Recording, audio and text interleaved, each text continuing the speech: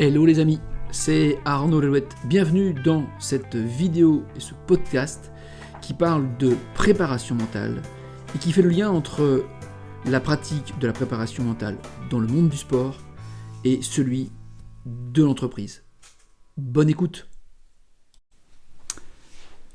Bonjour à toutes et tous. Bienvenue dans ce nouveau podcast qui s'inscrit dans la continuité du podcast précédent dans lequel j'ai évoqué avec vous l'enjeu de rester lucide pour bien décider, pour être le plus performant possible. J'avais osé dire pas de performance sans lucidité. Dans ce podcast, je vais partager avec vous un outil que j'utilise depuis quelques temps maintenant, qui me permet justement de faire le point sur ce triangle pensée, émotion, comportement, qui, dans certaines situations particulières, vont générer potentiellement un résultat, on l'a vu, qui peut être soit un résultat positif, soit un résultat négatif. Et l'enjeu, donc, c'est bien de repérer ce mécanisme. Mais pour repérer ce mécanisme, on l'avait vu dans le dernier podcast que le travail consistait à faire la relecture de certaines activités dans le sport, dans la vie personnelle, dans la vie professionnelle, et de repérer les moments qui avaient tendance à se répéter, les situations qui avaient tendance à se répéter, et dans lesquelles cet engrenage de pensée, émotion, comportement pouvait s'activer. Donc dans ce podcast, je vais parler avec vous de ce qu'on appelle la météo. La météo, c'est un outil notamment qui vient de la méthode TOP, technique d'optimisation du potentiel. C'est un petit outil d'auto-analyse, d'auto-diagnostic, d'auto-repérage qui consiste à repérer si on est dans la bonne zone de stress. Et oui, parce qu'il y a plusieurs types de stress. Le stress n'est pas forcément négatif, le stress voire même est très très bon à partir du moment où on se situe dans la bonne zone. Ce stress qu'on appelle le bon stress ou le stress qui correspond à la zone d'activation du potentiel, la zone d'optimisation de la performance, ZAO ou ZOP, il y a plusieurs définitions.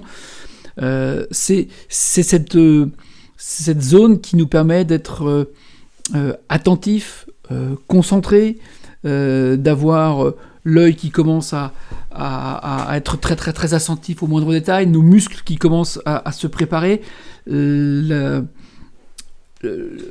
battement du cœur qui commence à légèrement s'accélérer pour que, au moment opportun, on soit prêt à être dans le bon niveau de vigilance pour pouvoir agir comme il se doit. Ce stress, par contre, lui, il devient néfaste dans deux situations. La première, il devient néfaste quand il est trop haut. Alors, on va parler justement d'hyperstress ou de stress. De distress, pardon. Alors lui, pour repérer, et justement toute cette petite météo, pour repérer les facteurs qui nous indiquent qu'on est dans cette zone de mauvais stress, de surstress, de trop de stress, il va déclencher de la tension, de l'appréhension. Souvent parce que rattrapé par l'enjeu, on bascule dans ce qu'on appelle nos trop. Alors nos trop, ils sont perfides parce que il y a toujours l'intention de bien faire quelque chose, mais quand on veut trop bien faire quelque chose, c'est là où on se crispe. Et quand on se crispe, qu'est-ce qui se passe ? Le corps le ressent. On va, alors, par exemple, pour un tennisman, trop serrer sa raquette, ou pour un golfeur, trop serrer son club, ou trop serrer sa crosse de hockey. Pour un coureur et un sprinter, on va trop crisper son geste, et donc on va perdre en amplitude, en relâchement, en rebond. Bref, le corps va sentir que ce soupçon de trop, nous crispe, donc nos gestes, nos comportements vont manquer de fluidité. Donc on parlera de zone d'hyperstress. Alors, c'est pas toujours évident d'accepter le fait d'être en hyperstress. D'abord parce qu'on le voit pas forcément. Et oui, parce que comme on est souvent, je le disais, drivé par l'intention de bien faire, entre l'intention de bien faire et l'intention de trop bien faire, parfois on le ressent pas forcément. Ce qui va pouvoir nous guider, par contre, ça va être l'accélération du rythme cardiaque. Nos pensées qui deviennent négatives ou qui deviennent des injonctions, tu dois, il faut. Notre respiration qui peut parfois se bloquer au niveau de la cage thoracique. Et oui, quand on veut trop en faire, on sent très bien quand on est un petit peu bloqué et tendu, à contrario d'être soufflé. Pareil, notre débit de parole peut parfois trahir ou notre petite voix intérieure, nos gestes parasites, nos regards qui peuvent être fuyants ou au contraire très durs. Bref, tout ça, ce sont des petits indicateurs qui, quand on prend le temps de s'arrêter, de s'observer, vont nous indiquer qu'on est dans cette période, dans cette zone d'hyper-stress. Je disais donc que c'est pas facile de le voir, mais c'est pas aussi facile d'accepter que parfois, oui, on veut trop en faire. Et ce trop, il peut être néfaste. C'est pour ça que prendre le temps de faire des débriefings de matchs, de débriefing d'une réunion professionnelle, le débriefing de son dernier examen, sont parfois des choses qui sont pas faciles, parce qu'il va falloir revisiter une situation parfois désagréable, mais c'est souvent dans ces espaces-là qu'on va découvrir justement comment ce mécanisme s'enclenche, et à force de repérer ce mécanisme, d'écouter les sensations de son corps. Et puis il y a la troisième zone qui est celle de ce qu'on appelle le sous-stress, l'hypostress. Alors là, on est complètement dans une zone de sous-activation. Je suis pas du tout stressé, voire pas assez stressé. Alors paradoxalement, on est sous-stressé. Alors quelqu'un, bien sûr, on pourrait dire, forcément, ça n'a pas de sens d'être stressé, donc c'est plutôt bien d'être sous-stressé. Oui, sauf que le sous-stress, à l'extrême, vous voyez, c'est le matin quand je me lève du lit, j'ai zéro énergie, j'ai zéro activation, j'ai zéro envie de passer l'action. Alors c'est pas grave quand c'est le matin au sortir du lit, mais quand c'est avant une réunion importante ou au moment de rentrer pour un étude dans son devoir ou avant un match, là c'est plus compliqué. Les repères, on se sent mou, on n'a pas d'énergie. On a parfois des gestes qui sont mal coordonnés, on est gauche, on est maladroit, on laisse tomber ses affaires. Notre corps donc n'est pas assez stressé, il n'est pas assez en énergie, il va falloir le mobiliser pour produire une performance. Et donc l'idée, ça va être donc dans cette phase de se monter progressivement en énergie par la respiration, par des petites routines énergétiques, de la mobilité physique. Voilà, donc le principe de cette météo, c'est ça, c'est de s'arrêter et de faire un petit check au niveau de ses pensées, au niveau de ses comportements, au niveau des sensations de son corps, pour repérer si on est sous-stressé, si on est dans le bon niveau de stress ou si on est dans la zone d'hyperstress. Et parce que je connais mes situations stressantes, du coup je peux mieux anticiper et repérer dans quelle zone de stress je me trouve, ou parfois juste accepter de faire le diagnostic de la zone dans laquelle on se trouve. Cette étape de diagnostic, elle est fondamentale pour pouvoir ensuite agir efficacement. Donc prendre le temps de s'arrêter, de faire sa petite météo, le matin, le midi, le soir avant de rentrer chez soi, avant un moment important, c'est juste repérer si on est dans la bonne zone. Si on est dans la bonne zone, tant mieux. Si on n'est pas dans la bonne zone, et c'est là où on va pouvoir mettre en place les bons outils qu'on pourra développer dans un prochain podcast. Alors, moi, par exemple, en triathlon, avant le début de l'épreuve de natation, je fais cette petite météo. D'accord, je regarde et j'écoute comment bat mon cœur, quelles sont mes pensées, j'écoute mes sensations, et très souvent, avant l'épreuve de natation, moi je vais faire un petit travail d'accélération. Je suis plutôt quelqu'un qui a besoin de s'activer, donc je sais que je vais faire beaucoup de respiration, je vais sauter sur place, je vais faire des gestes physiques, de moulinet de mes bras, de mes jambes pour m'activer, d'accord ?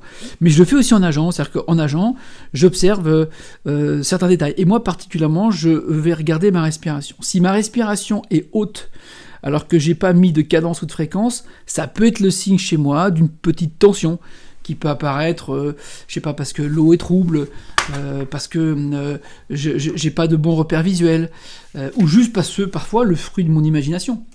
Et donc, si elle est haute, tout de suite, je prends le réflexe de revenir vers une respiration ventrale. J'observe aussi ma fréquence cardiaque. et ma fréquence de bras.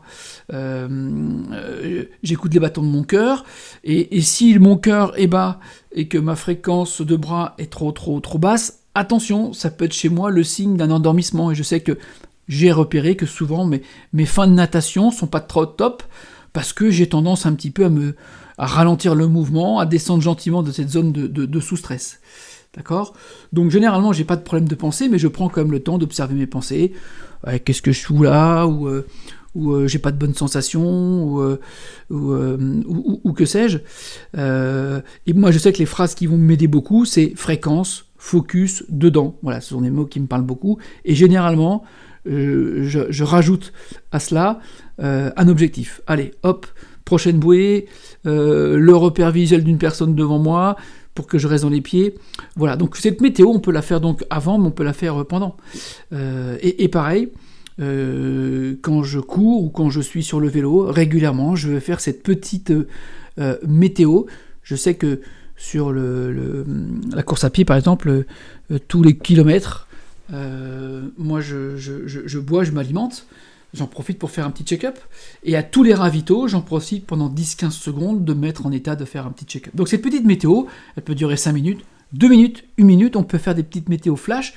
L'idée, c'est d'être en permanence en observation, sans forcément se juger, pour diagnostiquer, est-ce que je suis dans la bonne zone ?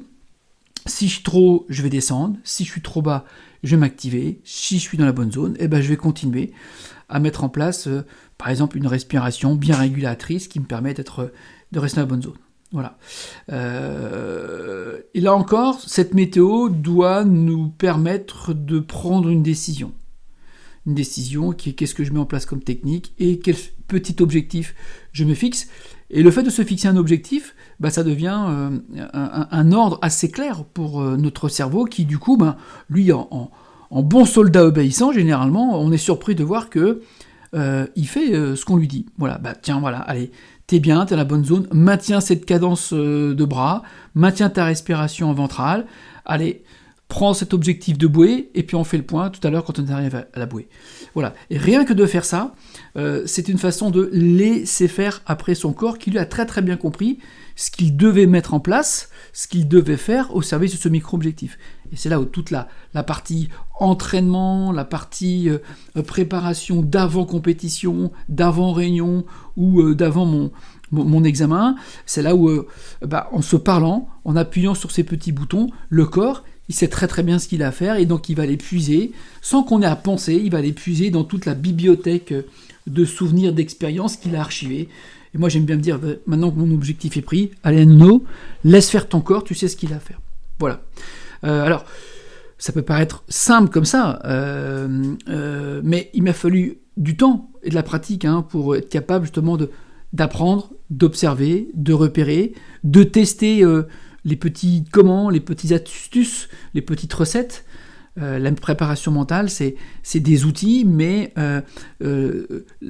l'utilisation d'un outil comme l'imagerie mentale, comme le dialogue interne, ne va pas se faire de la même façon entre deux individus. Il y a des choses, des mots, il y a des images qui vont marcher et activer certaines personnes, alors à l'inverse, ces mêmes mots vont complètement désactiver une autre personne. Donc on est dans de l'expérimentation, et ça c'est intéressant d'accepter ça, d'où l'importance de ne pas attendre le jour J, de ne pas attendre la formule magique pour s'entraîner à mettre en place toutes ces habiletés mentales.